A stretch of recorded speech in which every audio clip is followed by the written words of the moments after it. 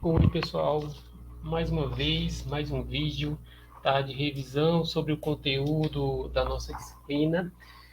Dessa vez a gente vai falar um pouco sobre as estruturas de mercado que existem por aí, tá? Vocês já podem ter se deparado com algum tipo dessa estrutura de mercado. É muito comum vocês se depararem com vários tipos, certo? Mas é interessante vocês compreenderem como é que funciona, tá? Como é que é o funcionamento, quais são as características desses mercados.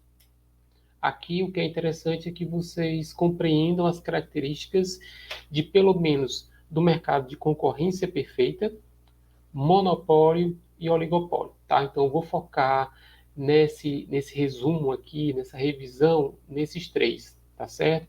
Sem muitos aprofundamentos, mas para vocês terem noção como que a gente encontra esse tipo de mercado. Tá? Então, o objetivo é exatamente mostrar como essas empresas se comportam diante dos vários tipos de mercado existentes. Tá? Então, nós temos a concorrência perfeita, certo? A concorrência imperfeita. A concorrência imperfeita ela é dividida em monopólio, concorrência monopolística, oligopólio, monopsônico, oligopsônico.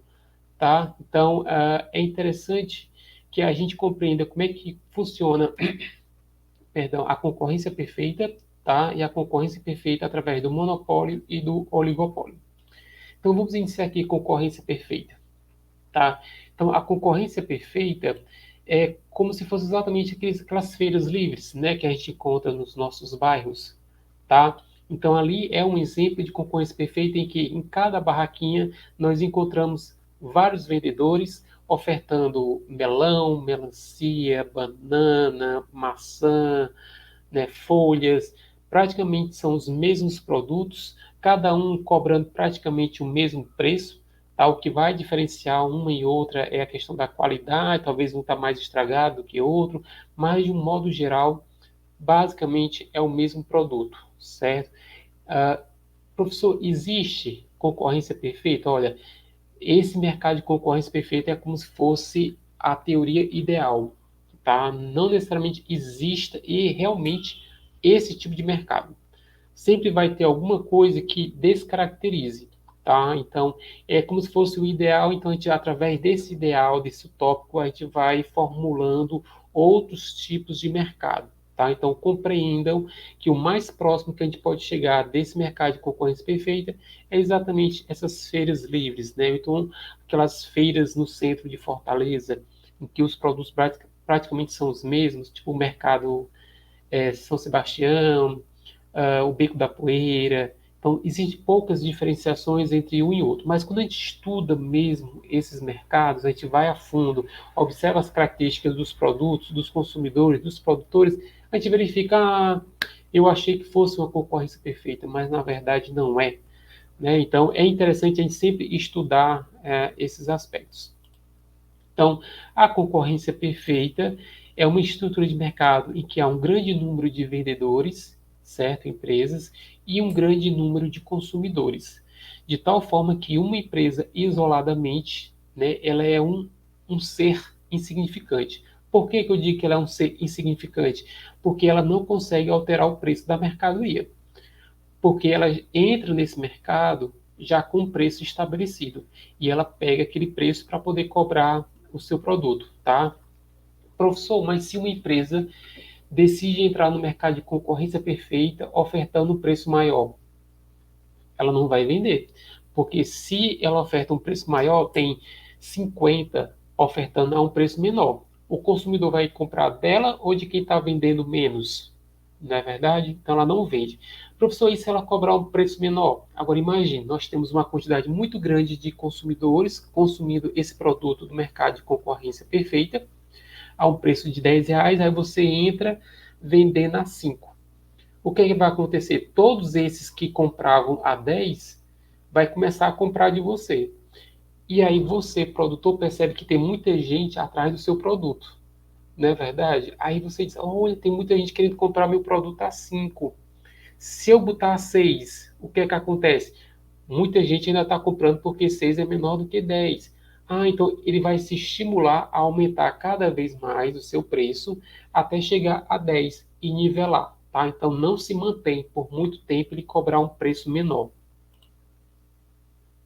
Então, tá aqui as características: grande número de pequenos vendedores, grande número de pequenos consumidores, produtos homogêneos, não existe nenhum tipo de diferenciação, tá?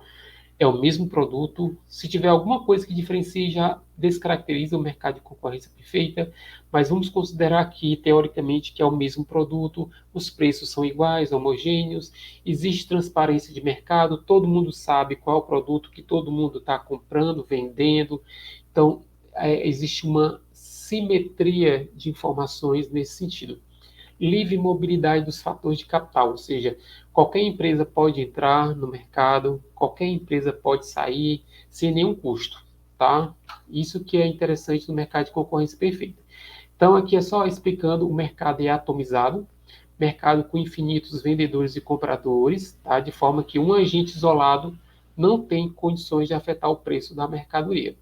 Assim, o preço de mercado ele é um dado fixado para a empresa. Então, ela entra no mercado já pegando aquele preço e jogando o seu produto no mercado. Produtos são homogêneos, então todas as firmas oferecem um produto semelhante, homogêneo, não há diferenças de embalagem, qualidade nesse mercado. E a mobilidade das firmas, não há barreiras para ingressar no mercado. Qualquer empresa pode entrar, qualquer empresa pode sair sem nenhum tipo de custos, tá?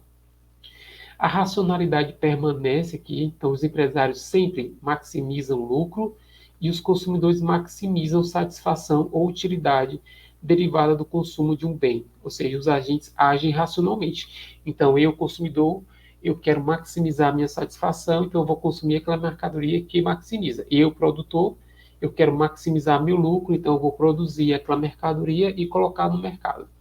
Então, consumidores e vendedores têm todo acesso a informações sobre custos, preço, qualidade, receitas e lucros dos concorrentes, tá? É simetria total de informações, todo mundo tem acesso a ela. Monopólio, a nossa segunda estrutura de mercado, certo?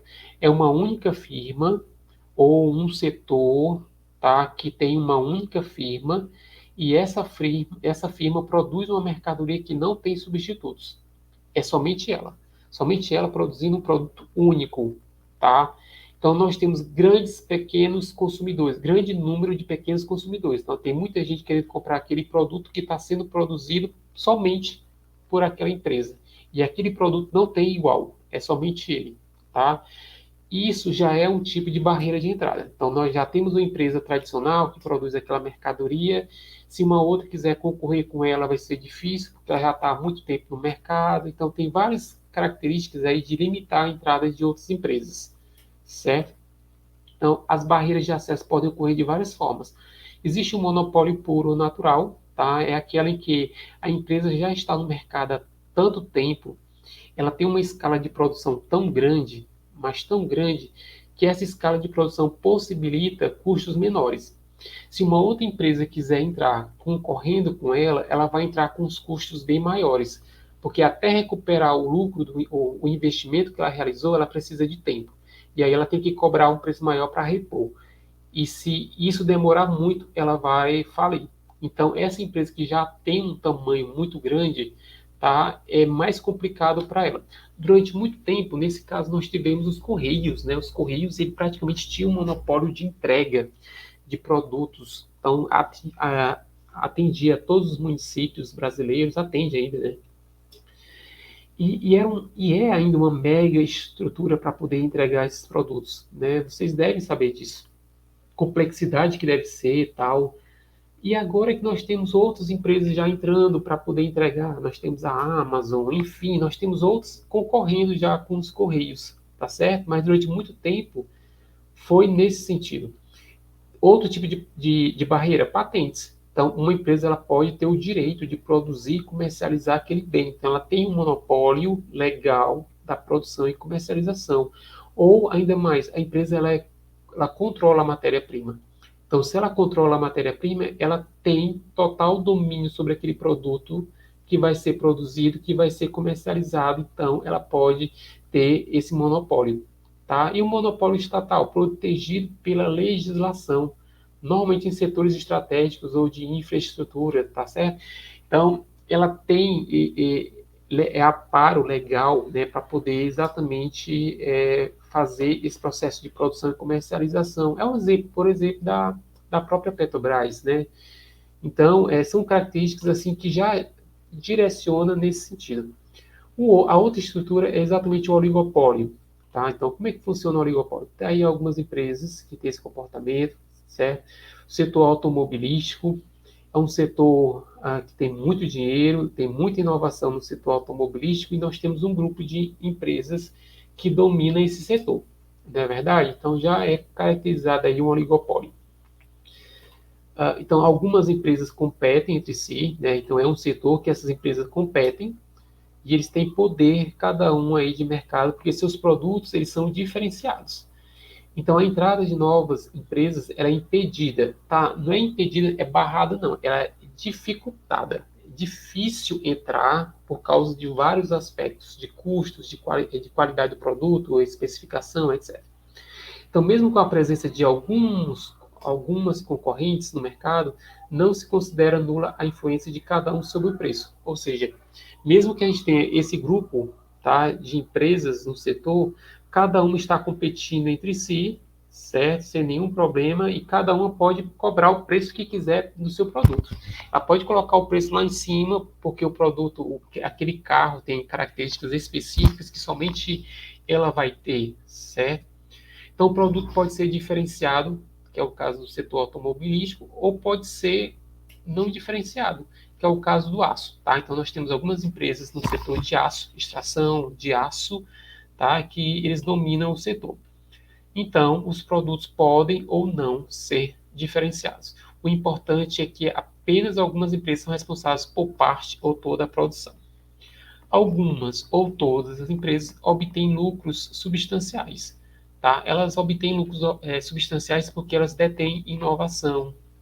Tá? E quando a empresa ela adota uma inovação, ela já está um passo à frente das anteriores, né, das demais. E aí essa inovação que ela promoveu possibilita esses lucros extraordinários. Com o tempo, tá, as outras vão ter acesso a essa tecnologia e aí o preço fica praticamente muito similar, próximos um do outro, diferenciando apenas por causa da especificidade do produto. E barreiras à entrada, né, tornam difícil ou impossível que novas empresas entrem aí no mercado. Além das barreiras comuns, as empresas atuantes podem adotar medidas estratégicas para desestimular a entrada. Exemplo, tá? Elas podem se unir para dizer, ó, vamos colocar mais produtos, né, no mercado e fazer com que os preços caiam. E aí a empresa que está entrando agora, produzindo esses carros, ela vai entrar com os preços lá em cima. E aí ela não vai conseguir vender. É aquele caso que eu citei lá no início da nossa aula de agora. Certo? Então, é interessante a gente compreender as características do oligopólio. Eu lembro que no encontro inicial alguém falou sobre os cartéis, né? Os postos de combustível funcionam como oligopólio. E cartel não é permitido, né, esse tipo de atitude, de estratégia entre as empresas. Mas o produto, basicamente, ele é similar.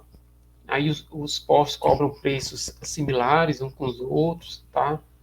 Então, caracteriza bastante esse mercado. Certo? Então, eu sei que são muitas coisas, mas não deixe para assistir esses vídeos somente próximo da prova, tá bom? Façam uso sem moderação, assistam várias vezes os vídeos, busquem no livro texto para poder complementar muitas das análises, certo? Tentem cada vez mais dominar esses aspectos para sair aqui do curso compreendendo mais ou menos como é que funcionam esses mercados, tá certo? No mais,